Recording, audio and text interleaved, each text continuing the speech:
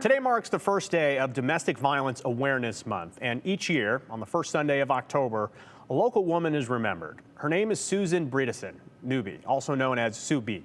She died in 2008 at the age of 53 from a mysterious horseback riding incident. It wasn't until after her death that police suspected that she was in an abusive relationship and her husband may have been involved in her death. This Sunday, she'll be remembered at the 10K walk put on by the Women and Children's Alliance in her name. Our Aspen Shumpert met one of Sue's friends to hear about who Sue was before she passed. Death leaves a heartache no one can heal, but the memories of the ones we lost become a treasure. I need to get some paint and touch up this. When Teresa Andrew wants to feel her friend, she'll visit the horse chestnut tree in Boise's Kristen Armstrong Park. A good friend deserves to be remembered. Andrew says Susan was a woman who adored many hobbies, like cooking, soccer, and horseback riding. Horses were probably her true love. I think if she was here now, she would still be breeding and training horses. Newby died mysteriously in 2008 from a horseback riding accident while at Rock Canyon in Eagle with her husband, Mark. He answered the phone and he was kind of sobbing and said that she'd fallen off the horse had bucked her off and she was in the canyon and she didn't survive. But something felt off to her friends and family. I just felt haunted. I felt like she was telling me something's wrong. She wouldn't walk her horse along the edge of a cliff, and horses would not walk along the edge of a cliff. It wasn't until after her death police suspected she was most likely in an abusive relationship with her husband.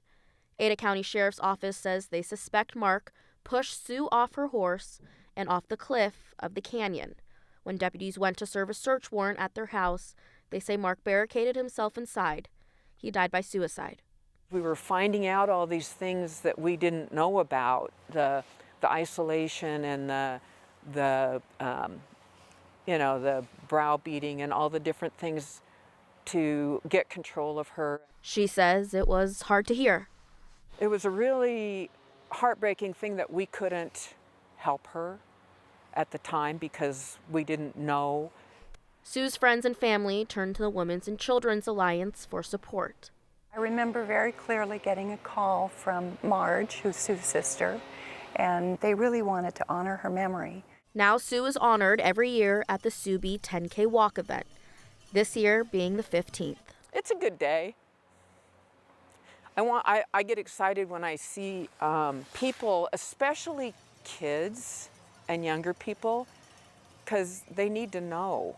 I think it's important that they come and they learn that you don't need to be treated, it's wrong. You shouldn't be treated that way. The event allows for conversations about domestic violence to take place. Having that opportunity to recognize in the midst of something so tragic that can be an opportunity to help others better understand what to look out for and also what the resources are. And a promise the ones close to Sue B continue to keep. We promised Sue on her deathbed that we would never let her be forgotten. So here we are.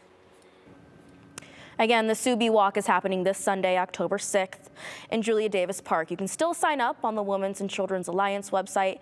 The WCA says the Sue B Endowment Fund in its lifetime has raised over $250,000. Those funds help the WCA continue to provide resources, including court advocates, therapy sessions, and safe houses where domestic violence and sexual assault victims and survivors can go. The WCA does have a 24-hour domestic abuse and sexual assault hotline that you can reach by calling the number on your screen, again, 208-343-7025. I really appreciate one of the comments in your story where, you need to talk about this as a community because there are some people that are treated this way and they don't know how wrong it really is. Yeah.